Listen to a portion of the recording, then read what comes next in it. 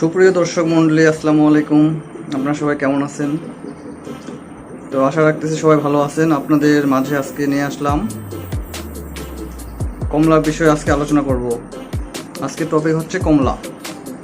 কমলা খায় নাই এমন কোনো নেই কেউ।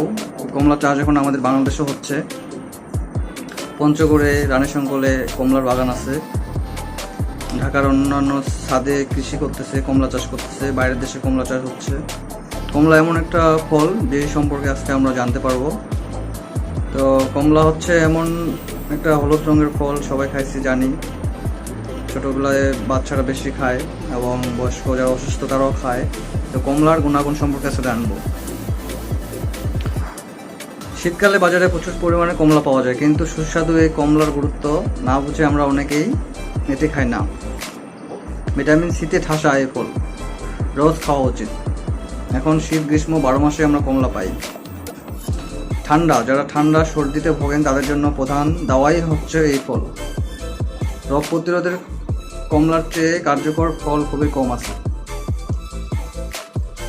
কমলার অবাক করা কিছু গুণের কথা বলবো।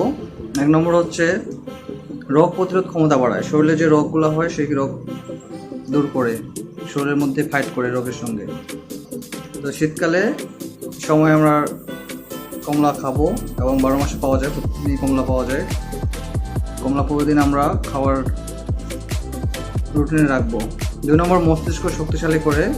আমাদের মস্তিষ্ক যে চাপ, প্রেশার, এগুলো সবগুলো শক্তিশালী করে। মস্তিষ্কের মধ্যে শ্রবণ শক্তি বৃদ্ধি করে। বিশেষ করে ছোটো বাচ্চারা পড়াশোনা করে, তাদের শ্রবণ শক্তি বাড়ার জন্য কমলা খাওয়া খুব গুরুত্বপূর্ণ। কমলা খেলে তারা মস্তিষ্ক সবল হবে। 3 নম্বর হচ্ছে চোখ ভালো রাখে। আগে বলা হয়েছে কমলা থাকে প্রচুর ভিটামিন সি। কমলা ভিটামিন সি থাকার কারণে কমলা চোখের জ্যোতি বাড়ায়, চোখের দৃষ্টিশক্তি ভালো থাকে। 4 নম্বর হচ্ছে ত্বক ভালো রাখে। ত্বক আমাদের সুস্থ রাখার জন্য কমলা জরুরি নেই, কমলা অনেক পর্যাপ্ত ভিটামিন সি আছে। 5 নম্বর হৃদরোগ ভালো করে, হৃদযন্ত্র ভালো রাখে। যেসব কারণে আমরা কমলা খাবো: রোগ প্রতিরোধ ক্ষমতা বাড়ায় কমলা। রোজ কমলা খেলে ছোটোখাটো রোগ বালাই, এমনকি বড় রোগ বসবে না ধারে কাছে, রোগ চলে যাবে দূরে। কমলায় রয়েছে প্রচুর পরিমাণে অ্যান্টিঅক্সিডেন্ট, যা ত্বকের উজ্জ্বলতা বাড়াবে, ত্বক বালের রেখা দূর করবে, তারুণ্যতা ধরে রাখবে। বয়স হবে বোঝা যাবে না কমলা খেলে, তাই কমলা খাওয়া খুব দরকার। কমলা খেলে বয়সের ছাপ পড়বে না শরীরের মধ্যে। আমাদের শরীরে মাঝে মাঝে ভিটামিন সির ঘাটতি দেখা দেয়, যার কারণে অনেক ধরনের অসুখ হয়। জিভার মধ্যে, ঠোঁটের মধ্যে ঘা আসে, তাই ভিটামিন সি দরকার খাওয়া সকলের জন্য।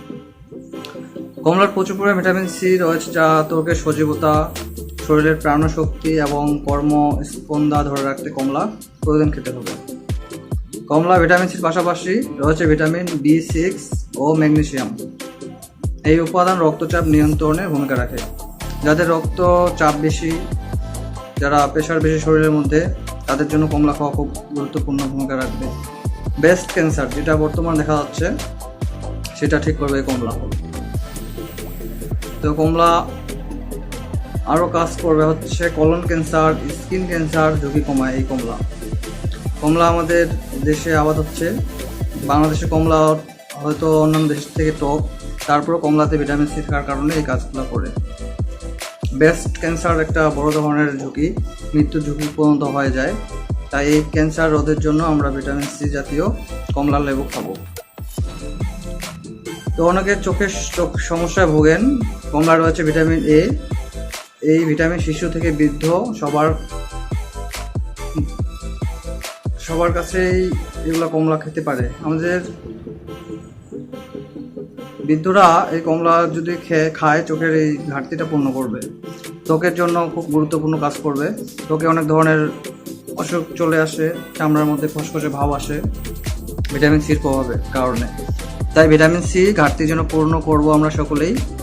তাই আমরা কমলা খাবো, কমলা বাসায় রাখবো, সকালে নাস্তায় একটা হলেও কমলা খাবো। তো কমলা সম্পর্কে আমরা যা যা জানলাম, আমাদের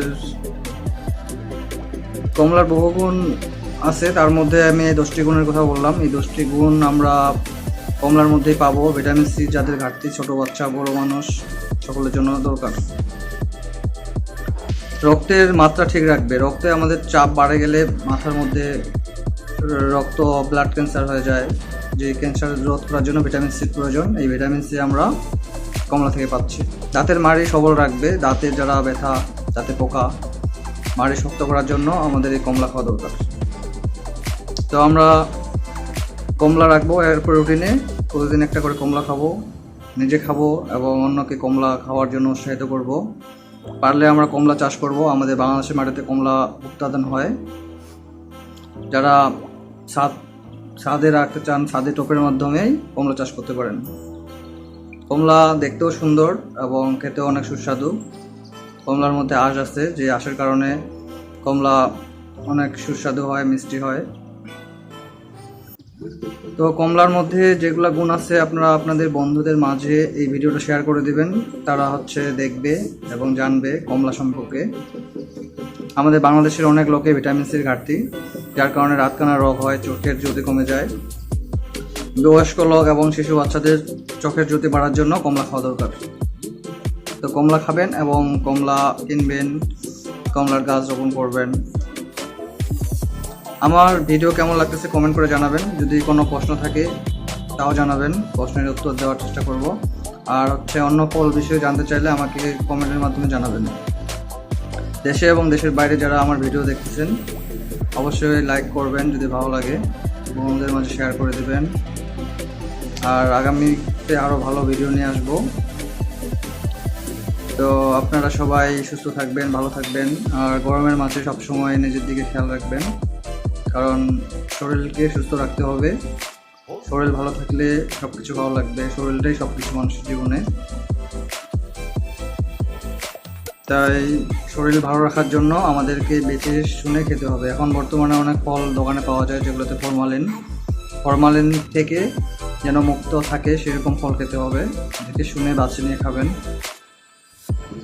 এখন মাছেও ফরমালিন, অন্যান্য ফলমূলে ফরমালিন, সব কিছুর মধ্যে ভেজাল। যারা অসাধু ব্যবসায়ী ভেজাল জিনিস দিচ্ছে, এই জন্য কেনার সময় অবশ্য দেখে শুনে কিনবেন।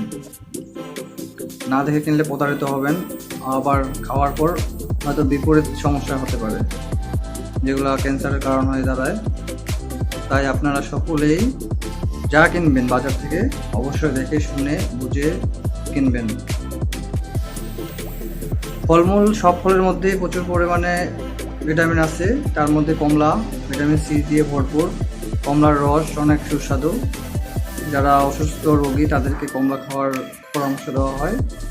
তো আপনারা কমলা, ছোট কমলা, বড় কমলা, অনেক রকম কমলা পাওয়া যায় বাজারে, কিনে খাবেন। কমলা চাষ করবেন, নিজের গাছে কমলা খাওয়ার মজাই আলাদা। তাই সকলেই কমলা চাষ করার উপর জোর দেবেন। তো আজকের ভিডিওটা অনেক বড় হয়ে যাচ্ছে, তো আর বেশি বলতেছি না, এই পর্যন্তই। সকলে ভালো থাকবেন, নিজের প্রতি খেয়াল রাখবেন। আল্লাহ হাফেজ। আসসালামু আলাইকুম রহমতুল্লাহি ওয়া বারাকাতুহু।